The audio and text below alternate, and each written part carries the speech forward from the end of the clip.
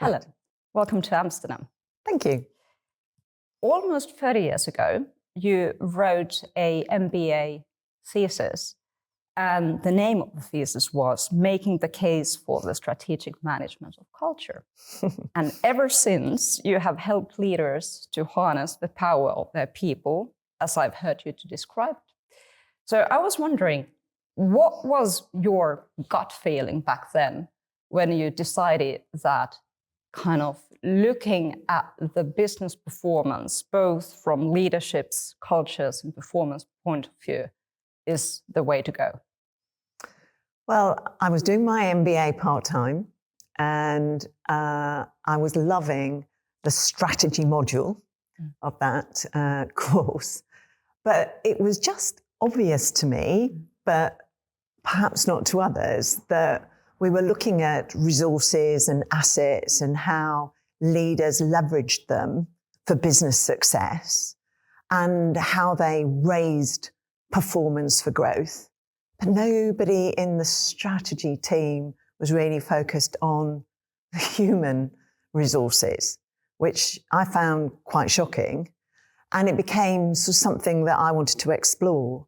So when it came to thesis topic, I thought, right, I shall go to my strategy module leaders and ask them if they will support me in doing kind of an examination on this question of being intentional with the management of organisational culture. And they didn't want to know, which was a bit of a shock at the time. But, on reflection now, it might have shown that there was maybe a hole in the thinking. So I went off to talk to the economics team leaders, and they were far more interested. And they backed me in doing that thesis, which, was part of me completing my MBA, but just for me, really felt like something that needed more and more attention, and has been something that has been at the heart of the work I have done in the ensuing years.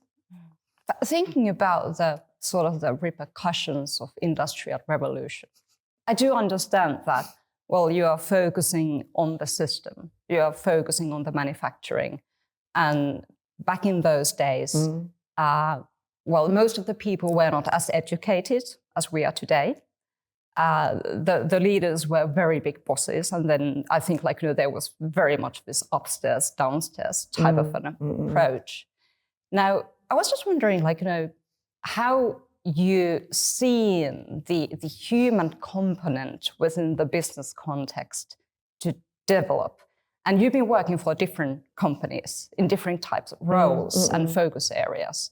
That the journey ever since, what it's been like, and what are your key insights, what the culture is all about and why it matters, maybe more than ever?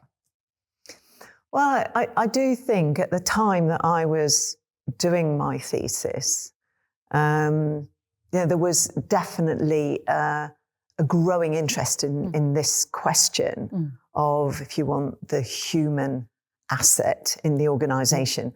I've been around long enough to remember what was the personnel role becoming the human resources role. And you had, writers like Shine starting to shine a light on this question of what is organisational culture. I think it was all part of this sort of end to the last century where you had a kind of birth of a new generation of businesses. You can point to the digital comms industry emerging. You can point to kind of businesses want to challenge the models of the past. Somebody who I really admired was Anita Roddick of The Body Shop. She famously wrote in one of her books, we went looking for employees, but people turned up instead. This sort of realization of the humanity of the humans in the business. So I think there was a genuine interest in, how you kind of really harness to use my expression, the power of people in the organisation. But I think at the same time, and I worry about generalisations of the generations in the workplace, but one thing that I do know, many people would identify with, there was a sort of shift in that period from the sort of patriarchal organisation to, the organisation as a sort of more as a movement or as a community, to some of the entrepreneurs at the time, for sure. But it was a sort of shift away from, bosses commanding people to do tasks to, so a parent-child potentially kind of scenario, to this more adult to adult kind of workplace. And, at the time, people was shifting from this jobs for life to kind of jobs in an economic model. But again, very much, I think, why the economics team, when I was doing my thesis, were interested in me doing it. So I think at the heart of some of this shift is this kind of letting go of the old command and control and into more of a transparent, we're all in it together, so we get the highs and we get the lows together, adult to adult environment. A few questions. First of all, I think it's really interesting when you describe the shift, because it makes perfect sense, you being based in London. On the one hand side, digitalization means democratization. And also when it comes to the importance of people working for your business and being quite passionate about it, UK is probably the leading service industry country in Europe, right? So I think looking at many other European countries, it makes perfect sense that those types of topics actually emerged in the UK. Now, but my question is, what do you mean with the adult to adult relationship? Because there is another argument to be made, which is that, well, it's very interesting and appealing to say that we have this new adult to adult model, but it also means that we have to behave as adults. So what does it mean, or what does it require from leaders and employees? Because it changes the roles of both, so that you can make this shift from the old way to the new way. And the reason why I'm asking it, I think we haven't completely made the shift yet. No, I think, I mean, honestly, I think that's fair. And I think you're going to get different definitions of what that means as you travel around the world, for sure. And some people have pushed the boundaries of that further than others. But to go back, if I may, to that period where I suppose my mission was formulating, in the UK at that time, the word was probably more employee engagement than culture. That's what started to emerge. And interestingly, the government in the UK got so interested in it, they actually commissioned some consultants to actually dig deeply into, so what really is employee engagement and how do we help organisations really harness it? I think the definitions that were arrived at the time, quite frankly, were on the table before, dare I say, the consultants did the work. But it was all about this concept of discretionary effort. So it's back to my command and control and task execution of the sort of parent-child. It was very much, you execute and we give you job security. That was sort of the business model for many, many decades. In this new sort of, I suppose, exploring new environments for many organisations, that sort of solidity was being challenged.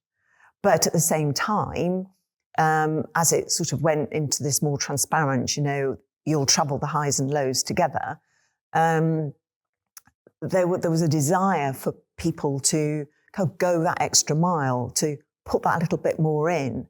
And I suppose you did have the birth of a lot of new businesses who were saying that we want to challenge, the business types of the past, the workplaces of the past. We tend to attribute that to lots of businesses today, but that was going on back then with, with famously Orange, in mobile comms. Obviously, it then got swallowed up into France Telecom. But, there was a lot of, it's going to be different. We're all in it together. So we can kind of,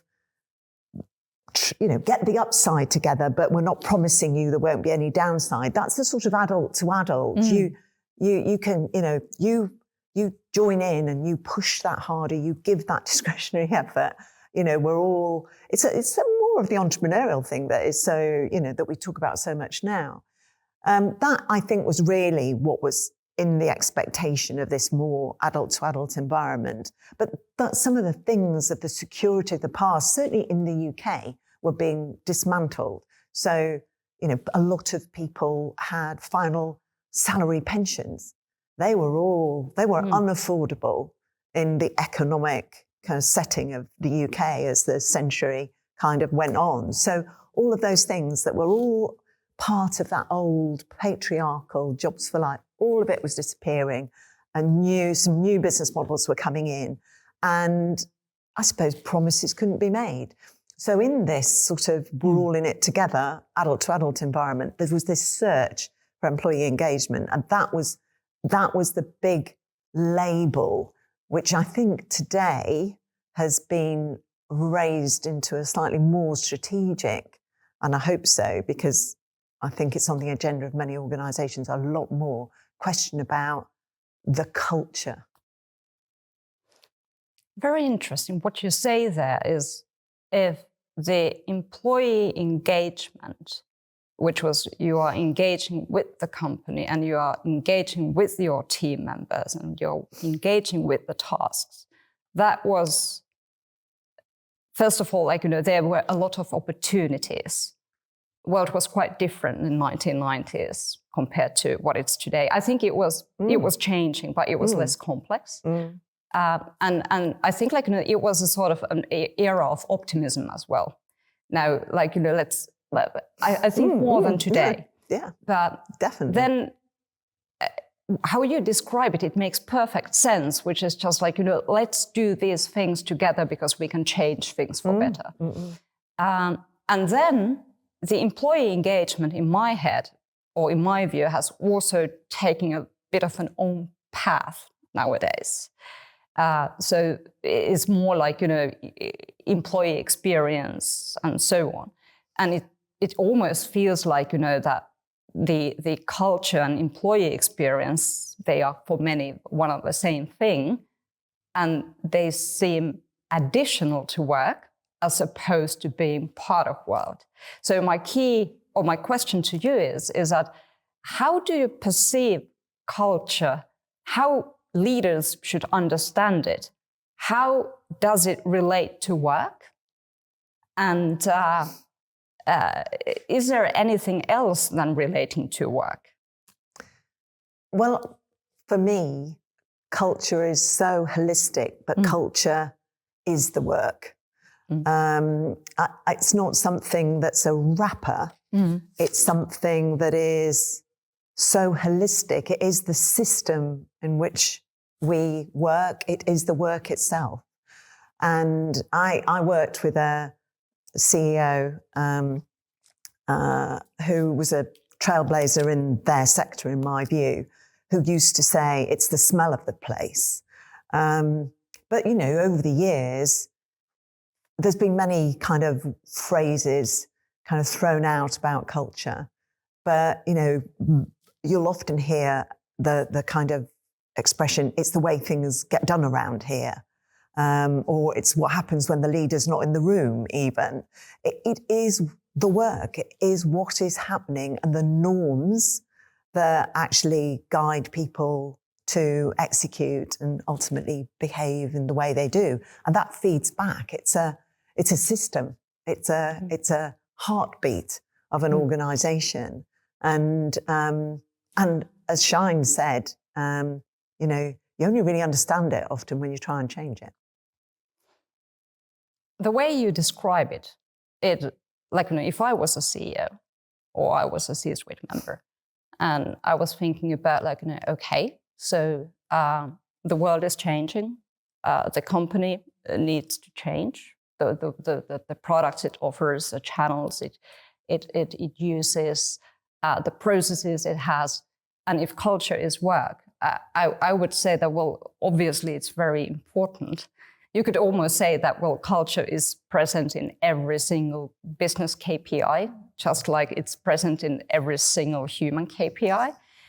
But I'm just wondering, like, why is it that all of a sudden it has become such a fluffy and abstract topic? Because quite many leaders still suffer, or they have hard times to get their heads around it, how to lead it. What are even the components of culture, so that you could know what you are leading or what you should be changing? Gosh, it's a huge question. Yeah. I mean, because I believe it's very much about an ecosystem, and therefore, kind of when you lean into it, it's about systemic thinking. Now, behaviours are very much what everybody ends up talking about with culture. And of course, they are part of culture because they're the manifestation, and then they're an input in their own right, which is what I was saying a few moments ago. But you have to examine, and certainly that's a lot of the work I have been doing in my sort of previous life as a senior partner and leader of the Organisation and Culture Practice of Profit. This whole systemic nature of culture. So it's not to say that the belief systems, the assumptions, and the behaviours are not important. They are. But a lot of organisations are sort of being careful what you wish for, because it's the system in itself that isn't aligned to create that kind of desired, if you want, outcome that leaders are searching for. I mean, we'll undoubtedly talk, Tinti, you and I, I'm sure, about our culture's right or wrong, and we can have a very interesting conversation about that. But kind of being intentional about the culture that you want actually almost needs to start with, what do we mean by culture? And understanding that there's human dynamics and there's a hardwired built environment that need to actually work together, and are working together now in every organisation, and finding the pathway through that is what being intentional about culture is. But if you don't have the desire to see culture in that way, it becomes a fluffy conversation about changing behaviours and writing some new values. And I, again, not saying that the guardrails of values don't have an enormous part to play, but they're nothing as a definition on their own. When I listen to you, I think, like, probably that if you want to use a sort of a business framework, the simplest way is to use a Venn diagram. And you do have the intangible mindset, which are the underlying assumptions, which actually are, I think, most relevant for the leadership team, because it's your assumptions you are using when you are creating strategies or devising strategies.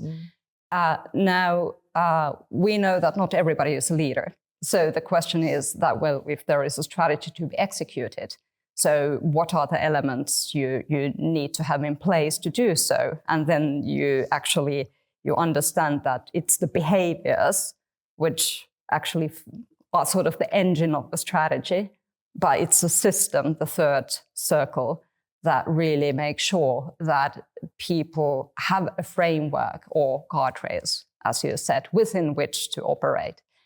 And I think, like, because we were trying to think about also, like, what would be a really nice metaphor. Yeah. So if people think that, well, mindset, behaviors, system, so try to make it even more tangible. And then we just realized that actually a high-performance car is a fairly good one. Yeah. And if we start with the first component within a car, then we just realize that, well, culture doesn't exist for the sake of culture. it exists for the sake of the strategy, which is actually steered by the leaders. So basically, you need to have a steering wheel. That is the first element. And then when you said, well, the behaviors are not enough, but the behaviors are the engine. And then we realize, well, in order to fuel the engine, you need a mind, which is basically the invisible part. And then the last part, which is at the end of the day, the most important one, is the tires and the chassis, which really make sure that the thing moves and moves in a way that everybody knows what is the frame within which to operate. But I think when you try to really break it down in a more simple way, I think that's absolutely critical, because without kind of understanding how it impacts the whole system, it's very hard to lead. Another thing what I would like to touch upon is that when you said that there is no right or wrong, and then there is a question it's a culture that is fit for your business, taking into account the external and internal environment, and also the business needs and the human needs. So what is a fit culture? I think that would be a really nice next topic to talk about, because you have a lot to say about it. I do believe that getting into the zone of is our culture right or wrong is only relevant if you're aligning it to your strategic intent. So your cultural intent and your strategic intent need to be reinforcing one another. So I think that's the zone of permission, if you need one, to talk about is our culture right or wrong? Because, at the end of the day, there are definitely organisations I would never have thrived in. I suspect we could all say, I could have taken my skills to company X or Y and it wouldn't have been a good fit for me. So there is this, real alignment question about are you creating an environment for the talent and skills you need for your strategy to flourish and execute in the way you want the work to be executed. That's why culture is the work. And some organisations, are very declarative of what they stand for in that context. You only have to, no surprises for kind of referencing Amazon. They are absolutely clear. I was talking to a former colleague who's now working at Amazon a few weeks ago. She talked about herself as an Amazonian. I am one of them. And she said it is absolutely clear who is and who isn't Amazonians in Amazon. And it's something we even talk about. There is such an effort made in that organisation on this question of, are you fit for our culture? Is our culture fit for you? But then there will be people in that organisation who might not be so, if you want, in the cult. And hey, culture and cults are kind of similar words. There will be people who aren't in the cult, but they will still be fit potentially to work there. The value exchange will still work for them. This, what is interesting actually in today's thinking about culture is kind of what is the value exchange that is happening. The organisation wants something from its culture. That's why it should take strategic note and intention towards it. But there are people in this culture and it takes people, and people are the culture and the work is the culture. So what is the value exchange they're looking for? So this question of right and wrong really starts crystallizing into this question of the value exchange. And one final point to make it at this juncture, I think, is that cultures, you shouldn't be thinking about cultures as monolithic either.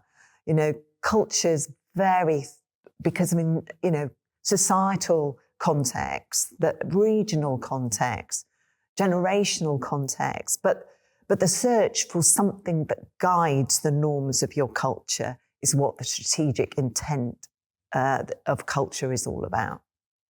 I love that when you say that, well, culture is not necessarily for everybody, or at least it's not for somebody forever. And we actually discussed that, well, there are quite many places which are known for having cutthroat cultures. And, well, there are also quite many people who think that, well, this is an amazing opportunity for me for a couple of years. Yeah. Because I'm going to learn so much there that whatever I want to do afterwards, well, my life is going to be easier. Yeah. So it's my personal interest to kind of upskill myself in an environment which is known for being super progressive, or almost like, aggressive in a way that, well, you learn way faster there than somewhere else. Yeah. That there is this question that, well, it doesn't even need to be perfect for anybody forever, as you said, like, that the whole approach to work has changed in a way that it's work is a bit more transactional than what it used to be some time ago. Another thing, what I think was really interesting, what you said, is that Amazonians, they don't sign into, or they don't agree with the culture norms, which is like, this is how we work here.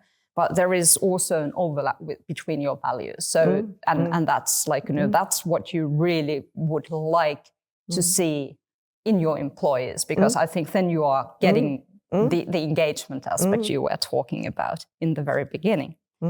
But now let's try to walk in the shoes of a leadership team members who know that the culture we have is not the right one. So the market has changed so much that if we just continue as is, the numbers are not going upwards, they're going downwards. And change we need. It's like, we need to change how we work in terms of like, the system operation, but also how people think and behave. I was wondering, like, how would you go about it? And then there is a question like, can anybody change? What needs to happen so that you can help people to make that shift? And the reason why I'm asking it, Erin Meyer, who is a fairly well-known professor in culture topic, she said that if you really want to transform your business, and the transformation needs to start from the top, you need to have the right personalities in place in order to build the culture you now need. And one more layer, I think, like, when we talk about the legacy, so we talk about legacy organization, legacy IT systems, but I think the legacy is probably one of the biggest pain points also for the CEOs when they think about changing the culture. How do you see it? There isn't a formula here. Yeah. Back to where we were talking about at the beginning, about this sort of ecosystem that you need to kind of appreciate as the leadership team. I mean, I think shared definition of what you're dealing with is critical as you go into something like this. But there's a lot of people who would say that at the end of the day, you can do, and we might share some stories about some of what, we've both experienced about what organisations do. But the role of leadership and the alignment of leadership is a pretty critical factor in success here. And even if you don't necessarily fully start there, you'll end up there, in my experience. But you don't, I can think of working with a CEO of a financial institution, mainland Europe, keep it as kind of confidential as that, who made changes coming into role with the leadership team around him, it was a him, Actually, probably wasn't for sure the team he was sure that would see him through to success. But it was, he made some immediate changes and went with the team he had. But what he was very clear on was the expectations that he was clear about the journey and the expectations of those leaders on the journey.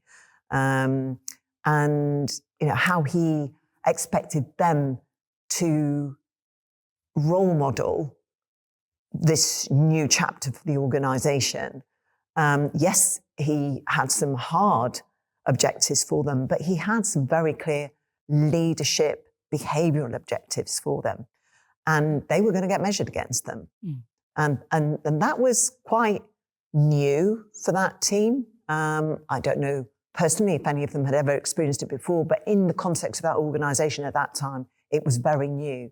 And it also goes to an expression that has definitely been used at places like Microsoft under their transformation under Satya Nadella, was, we went at the pace of leadership, getting the leadership to actually demonstrate, not just articulate and direct the road ahead, but actually model, coach, and support their teams and the wider leadership of the organisation. I mean, I think that's also kind of a hurdle that a lot of organisations potentially fall at, which is, the effort is put in around that very top, or the top tiers, top 100, top 250.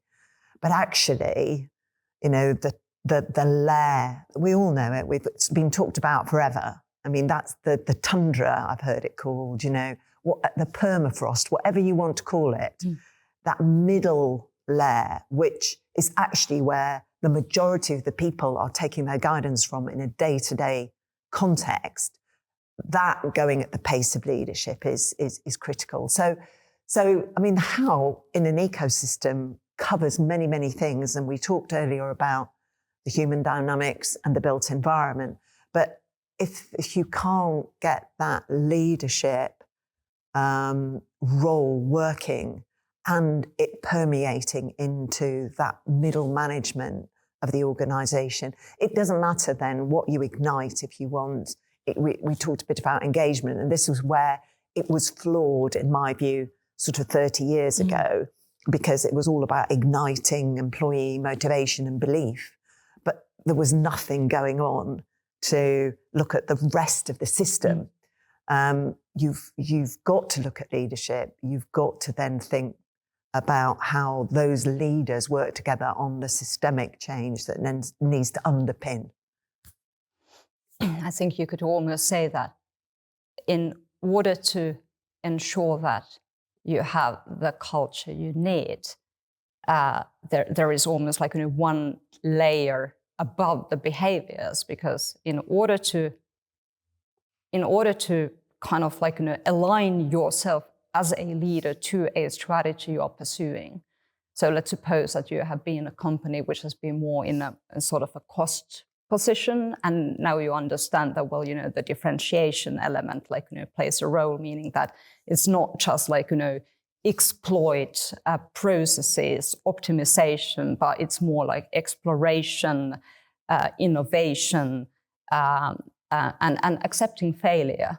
So it actually means that quite many leaders, they are experiencing a situation that, especially if you have been in the business for a longer time, that it's not like one size fits all, or it's more like hybrid leadership. So you need to be able to run a business efficiently, and you need to be able to also run it in a way that people are capable, or teams are capable of innovating, for instance. And I think there comes a challenge, because then you are dealing with trade-offs. And the trade-offs, they happen within the mainframe. Let's say that you have a mainframe, which is a whole business, but you may have a manufacturing operations, which are quite cost-driven. And then you have product operations, which actually need a lot more innovation.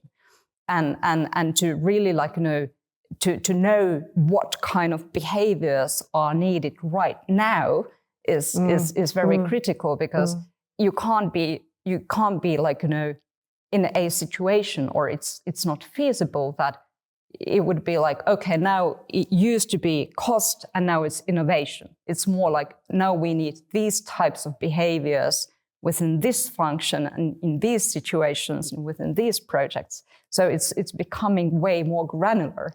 And I think the leadership challenge in that sense is huge, because it's sort of a multi-model leadership, hybrid leadership. And then you need to be able to cascade it or scale it throughout the organization. So the granularity, sort of the multiple subcultures and how you lead it is just a huge challenge. Yeah, but I think they become, the subcultures will always exist. And actually, they're a great thing. They can be the hotbeds of innovation if they are existing in a way that is, if you want, aligned to the mothership. Yeah. It's when they're countercultures, the subcultures can be absolutely, it's fine. Culture is not a monolithic game. But I think to go back to, again, our sort of ecosystem thought, the really important thing to consider is the unintended consequences. So in this sort of multi-horizon, kind of matrix, hyper-granulated world, it's the sort of unintended consequences that can actually throw your organization off. An example, a global bank we did a piece of work for in my previous life, dealing with the consequences of the last financial crisis. And lots of banks went in a very similar direction, put in place a huge emphasis on compliance. And we can all understand that, given sort of when all the sort of drain covers were pulled up, what we all learned about the roots of the meltdown. So compliance became the only show in town, and systems and processes were put into this organization to really ensure that that was shored up in a way that it hadn't been strong enough before. However, what it did in this ecosystem was crushed other things that people thought were important and in the norms of the organization. So compliance got bigger than the customer. So people's behaviors were all about ticking the boxes of compliance, and the performance for the customer actually became a secondary consideration. So, audit was happy, but performance of the organization was less than desired. And there was perceived to be a fear of failure creeping into the attitudes of the workforce. And it really was a fear of pushing the envelope on behalf of the customer, because the way everybody was measured, the processes and the systems hardwired in, were all about compliance. So it was an unintended behavioral consequence. And so that's what I think leaders need to understand when they are thinking through this kind of, we need to shift behaviors, because it's not about you need to do more of this and less than that. It's, why are you doing all of that at the moment? What's making you do it? And it's leaders who can get under the skin of this idea that actually you've got a built environment, and actually you might be seeing something in human dynamics, but the two are working together. Now, that's such a perfect example that ultimately system can become overpowering to everything else.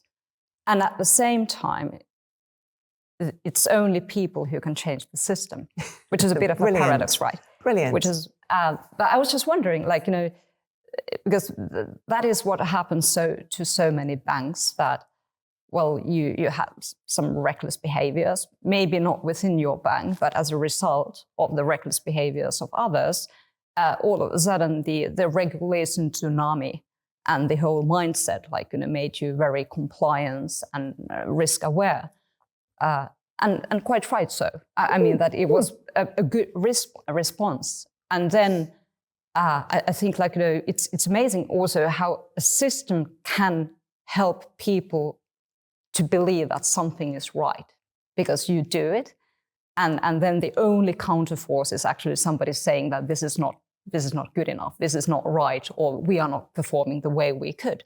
I was wondering, like, could you, like, what were the steps you took or you helped your client to go through so that they were able to tackle the massive systemic issue, which was actually hindering the performance of people and the bank? Well, they didn't know what the problem was. Yeah. So the first thing to do was to actually really understand why people were doing what they were doing, and really create a safe environment for people to explain why they were doing what they were doing, because there was quite a pendulum swing in the sector post that financial crisis. So a lot of it was actually bringing, if you want, the full picture to the leadership of the organisation. I mean, it really was an exciting moment, actually, when the insights that we gathered were actually taken to the leadership conference of this bank, and the CEO actually chose to actually be the one who talked to the picture that had emerged. That's phenomenal. That again, it was a he, chose to do that, because he didn't make it anybody else's job.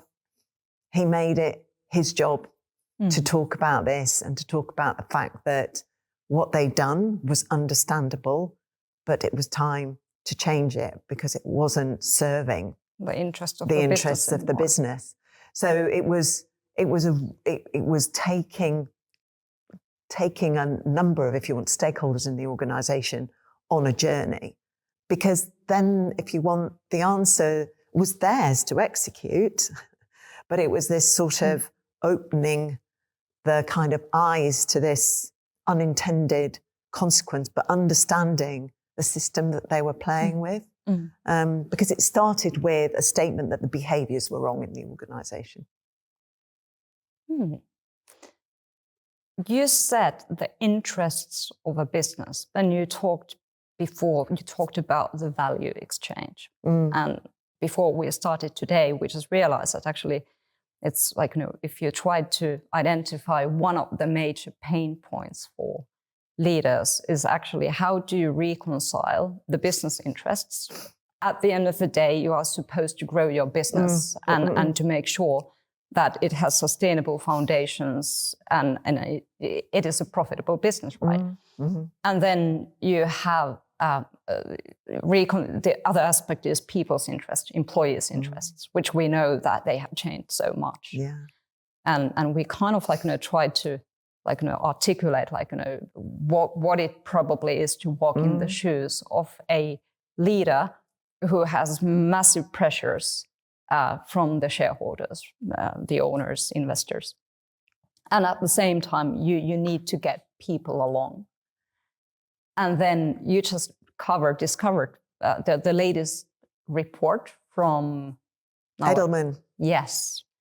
And the news are not so great for leaders, because in these times, you need to have people on board. You need to take them along the journey. And there are a few things that are quite worrying. So could you walk through the main insights and what does it mean for business leaders who know that, things need to change, but we as people, how we work, we also need to change the way we work? Yeah, I mean, I'm a fan of the Edelman Trust Barometer. I think it's one of those really useful contextual inputs for any leadership team. And they've been doing it for nearly 20 years, I think it is now. And they look at the trust that people have in a number of institutions, business being one of them, but government, the media are others.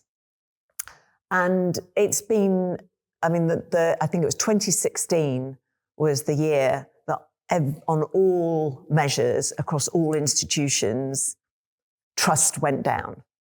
So this sort of decline in trust isn't, it was definitely starting before COVID.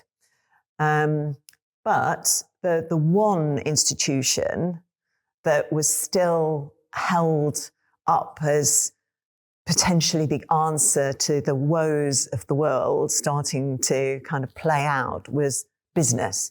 So the view in the Edelman Trust Barometer was that businesses and business leaders still could help. They were the ones that actually many people would look to and say they have a chance to do what's right in the world. I think what's worrying about the 2025 results is that they've really dropped for business generally. But business is still got the edge, as maybe they could still rescue us all.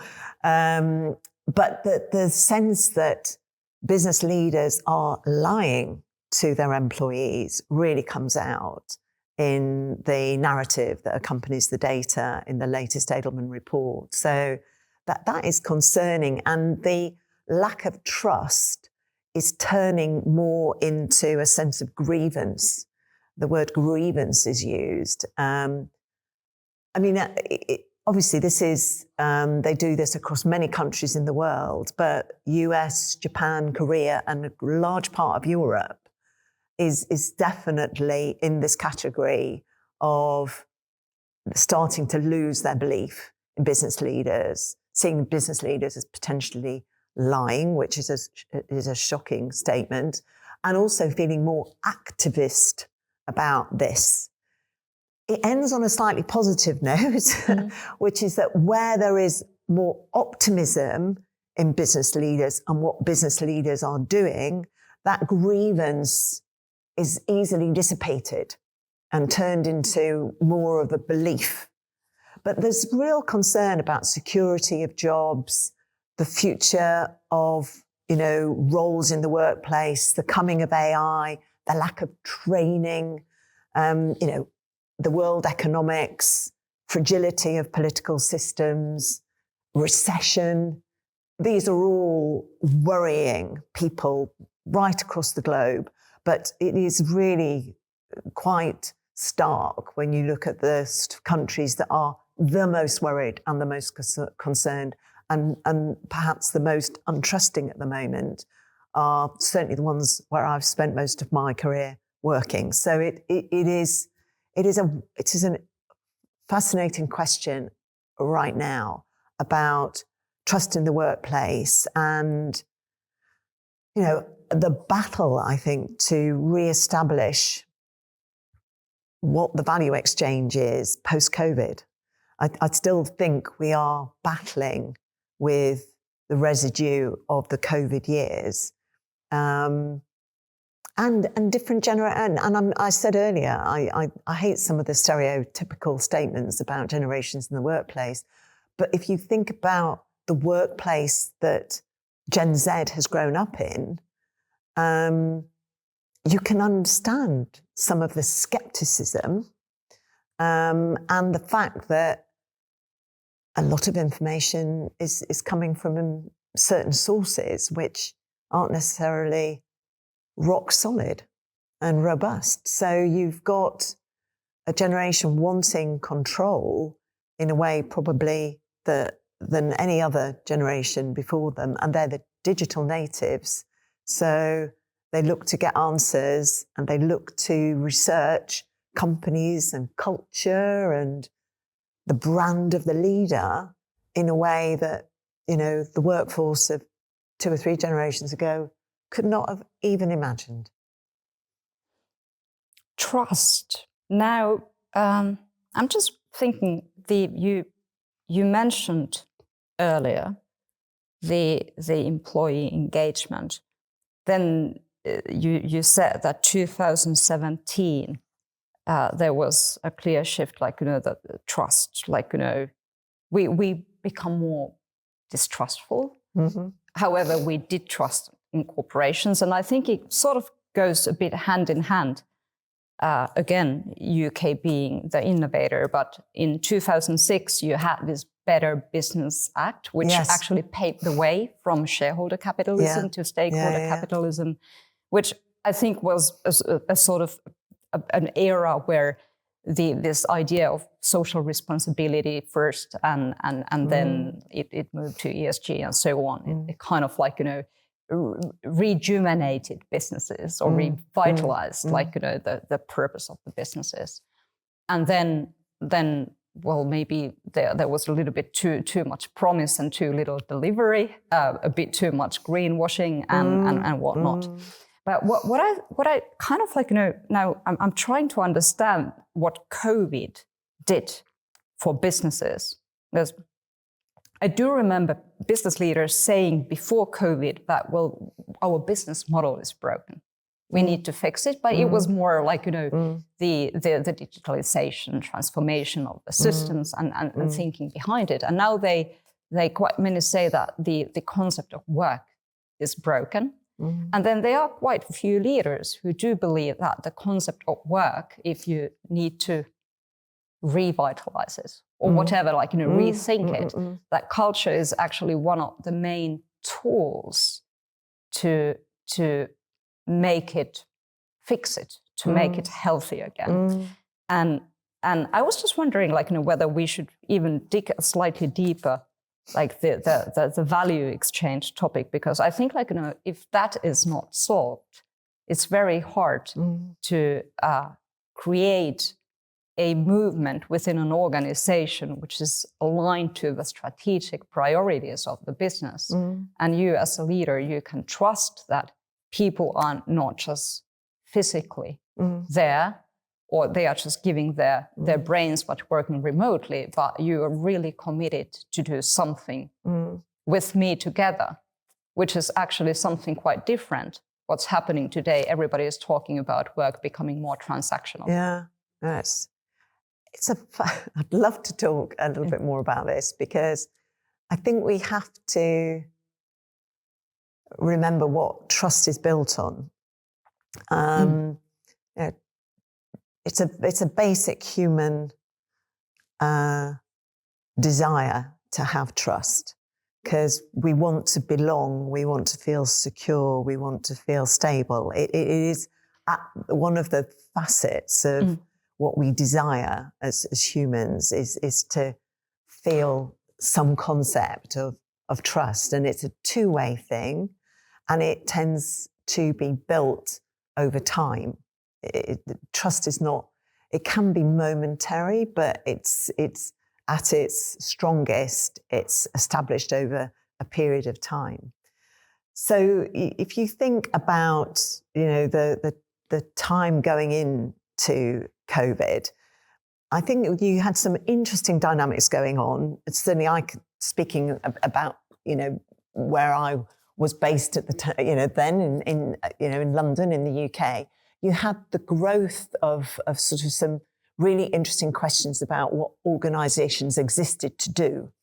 So you had the people like Paul Polman, the CEO of Unilever at the time, really sort of setting, but for many, the standard of saying, why does Unilever exist in the world, and tying his objectives to the United Nations sustainability goals, and being very declarative about what good business was all about. And it was really kind of catching the hearts and minds, not just of employees who were hearing about it, but leaders who thought they should be also part of it. So there was a lot of that going on. Yes, there was questions of trust bubbling up as well, but I think it was. I think there were I think the haves and the have-nots in the sort of trust landscape. And there was some very interesting efforts coming from many big corporations who were kind of putting purpose as their spearhead and saying what a difference they wanted to make in the world, etc. Then you go into COVID, and I think organisations might have forgotten a little bit about what they did to survive COVID, which is a lot of the time they just said, we trust you, to employees. You're all at home because you've got to be at home. And actually, we're just going to push decision-making rights out. And we did a lot of research and profit on this because to kind of keep the show on the road, lots of organisations couldn't be quite as centralised as they were because of what was required from their business model in COVID. So not only did they trust people to be locked at home, they had no choice there, but they also had to push, if you want, the decision-making efforts of the organisation right out to the edges in a way they probably hadn't done before. So people experienced a lot more autonomy in the workplace, both in terms of their working lives, but also in terms of the execution of their roles. And actually, it was tough for some organisations because there was the haves and the have-nots. There were those who could work from home and those still kind of having to battle with the virus in the working kind of industrial environment. But it was people experienced something very different, and it wasn't just for a few weeks. It ended up being for some considerable amount of time. And organisations then came out of the other side. Oh, there was one other thing that happened during COVID, which I mustn't lose sight of, which is that a lot of CEOs or a lot of leadership teams demonstrated more empathy and effort to communication than they had typically done before, because they suddenly had global calls or, like virtual get-togethers. There was just an effort put in, which actually a lot of people sort of appreciated. And I know from my own firm, our CEO was exemplary in what he did to engage our management consulting firm during that period. The question is, then what happened? So for some organisations, they haven't let go of some of that. They've recognised that actually some of that made a real difference to people and they really appreciated it. But some other organisations are struggling to know where the balance is. Are we going really back to where we were? Do we want everybody back in the workplace? Or actually, can we accept that some of what happened in COVID was good and we shouldn't dismantle it? And I do actually think, I know I could list so many organisations who were caught in that conundrum. And then, unfortunately, I think that is also triggering questions of they're being selfish or I can't see, so I don't know if they're performing, or because those questions were being asked. I mean, leaders in COVID were saying, how do I do a performance review of somebody I've actually not seen in the office for a year? And it raised questions of what is performance? How do you value performance? And now people are back, and it feels to some a distant memory. It's not that long ago, but I think there's so many questions about how much do we take forward, how much do we learn? And we were writing research reports at the time about fantastic learnings in the workplace from things that had to happen that were actually, really helping employee belief in the organisation. And now we're having a crisis about some of that. So I'm not saying there's a right or wrong here, but I understand it's a really interesting question. And I do think trust is being challenged massively in this context. And then you just layer on top now the next chapter, which feels like the next chapter in the sort of disruption of the workplace, AI, and the future of actual jobs. And I think people are frightened. People can hear a lot of organisations saying, we want to go back. We don't want to do all of what we did in COVID. And by the way, we think there's probably 10,000 jobs we can take out of the organisation in the next 5 years thanks to AI. I drill on the word performance and performance reviews because that is the word that also links to business performance. And we said, or we claim, that culture exists for the sake of business performance, but also for the sake of people, so that they are happy enough to give their best for the business.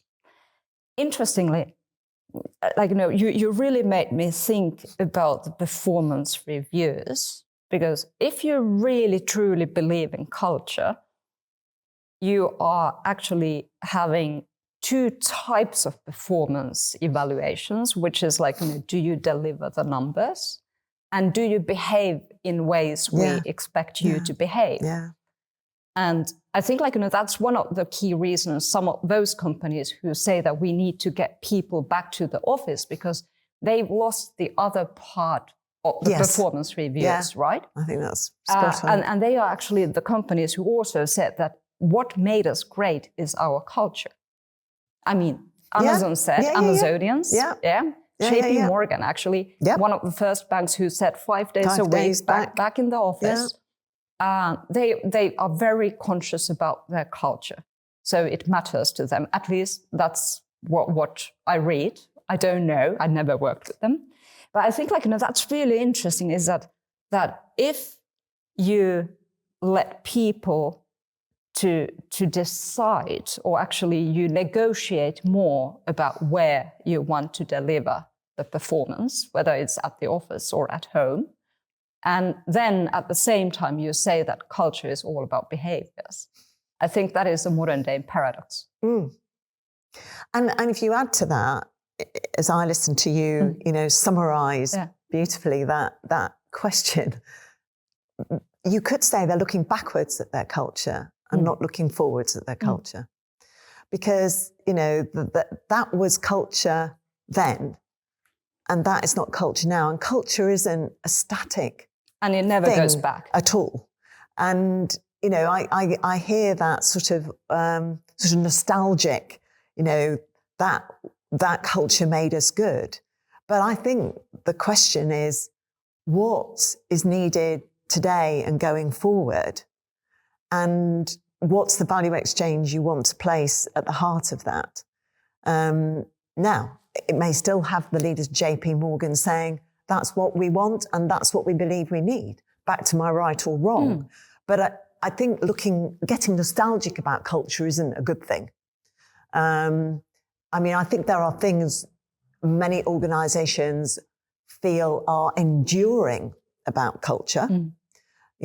Of a set of values or a belief and a purpose. I've heard leaders say, I don't want to change our values. It's what makes us who we are, or our purpose is here for the next 100 years. Yes, but it's not the only aspect of your culture. So what we actually added to the management or the leadership challenge layer is not only the fact that your competitive strategies today are quite often hybrid. You can't only win by cost or being different. You need to be able to combine both. And then another challenge is that your workforce is probably never at the office all the time, or never. So that is the other layer, which is making it a double hybrid, probably.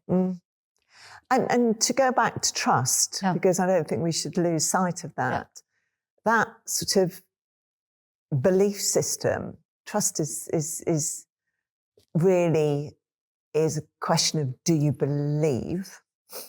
I think,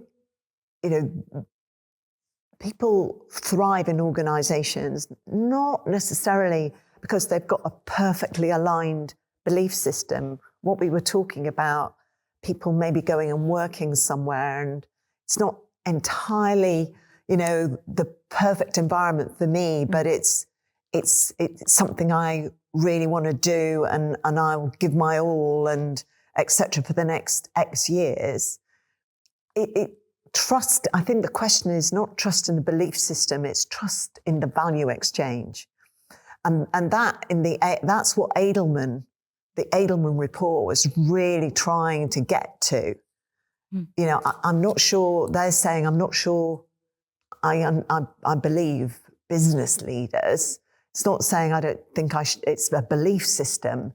It's what's the future value exchange here? Because there are organisations where leaders are dismantling things that I thought were good about the last few years. I don't know what the future of my job looks like, or are they going to help me with my future in this organisation as AI comes in or whatever?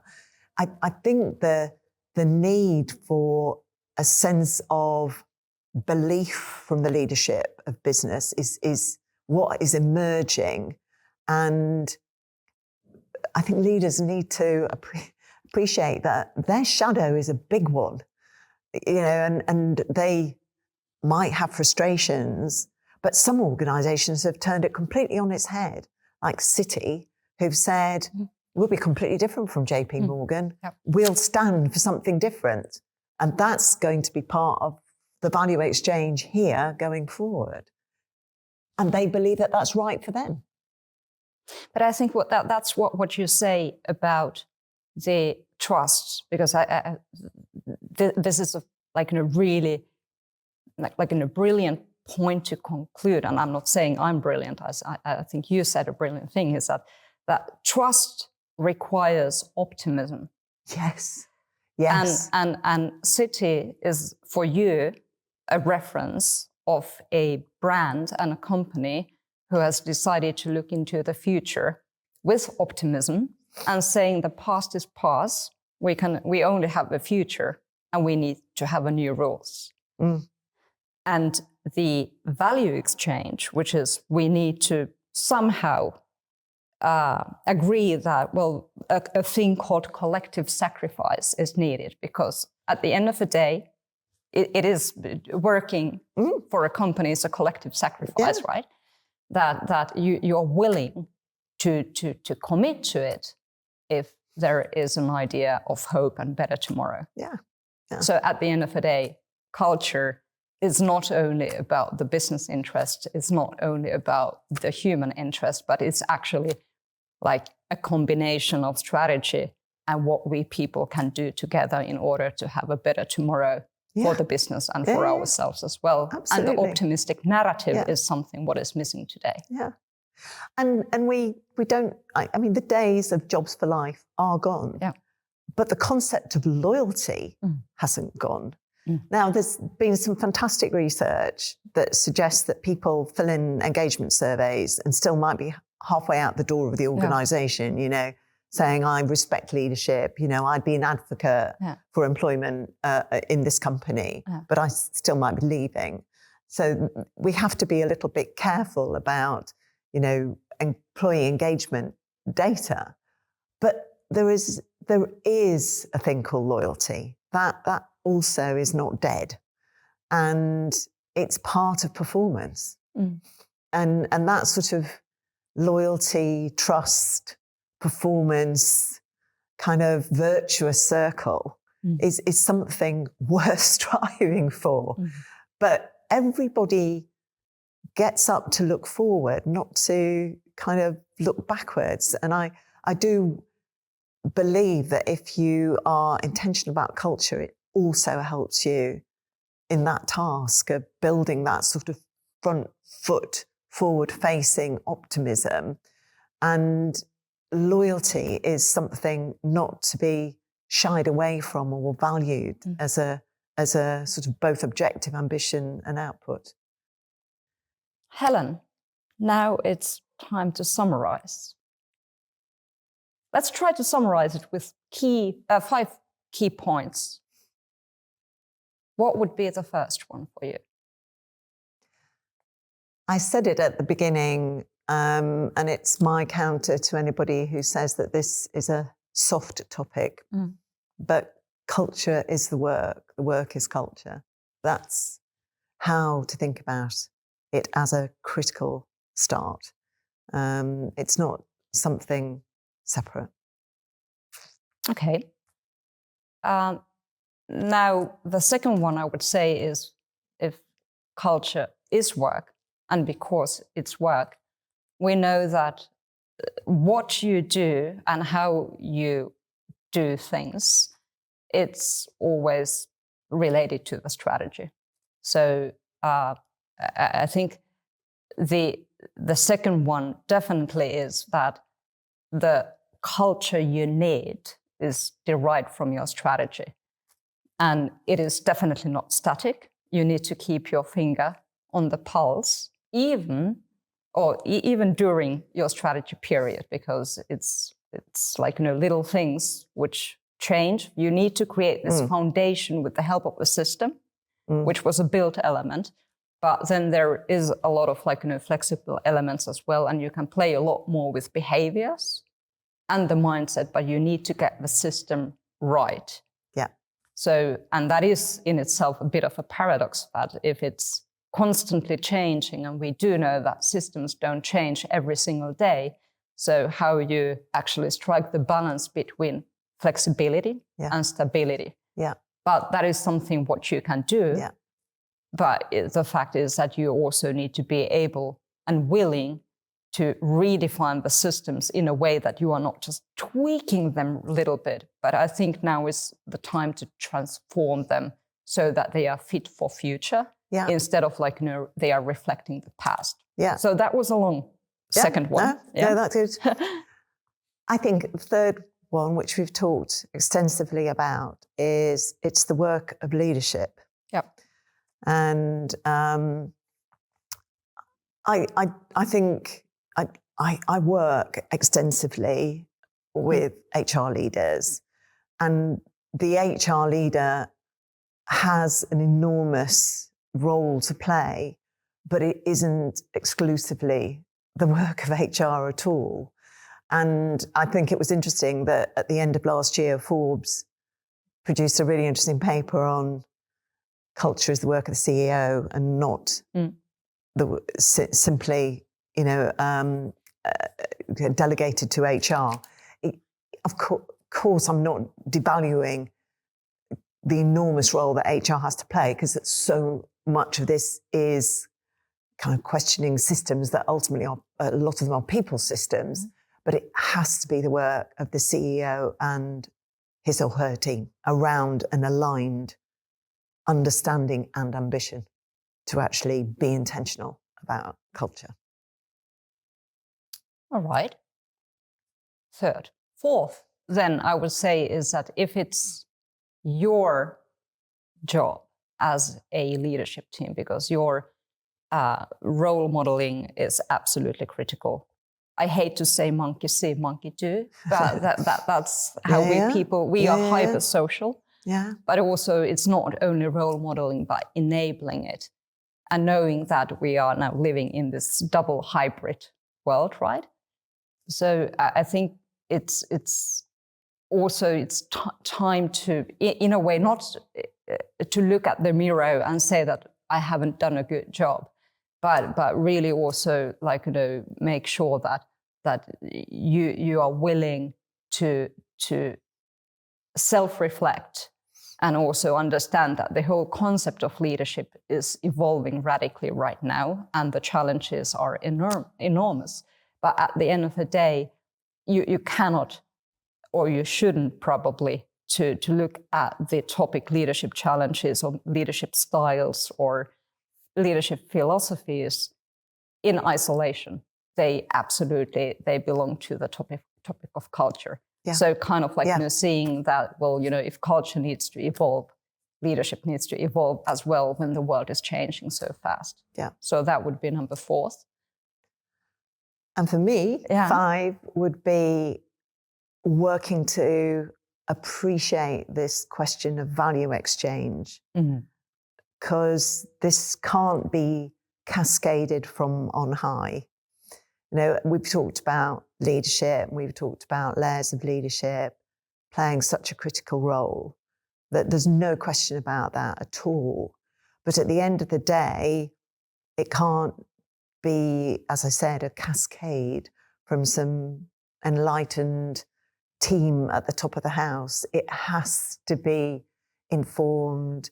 It has to have work within it that really examines, understands, and is intentional about this value exchange in a way that is in supporting the strategy for sure, may be right for some, and in the eyes wrong for others, but you have to appreciate how people are making their choices and how that is and isn't working in your cultural ambition. Otherwise, it's out of touch and it's not forward-facing and kind of sustainable and the living ultimate organism that culture is.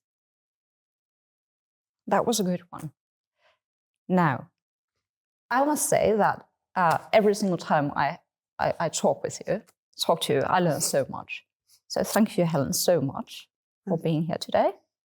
And thank you for having the conversation. It's lovely to be fueled with so many interesting questions and debates. So thank you for the opportunity. Thank you, Helen. It was lovely.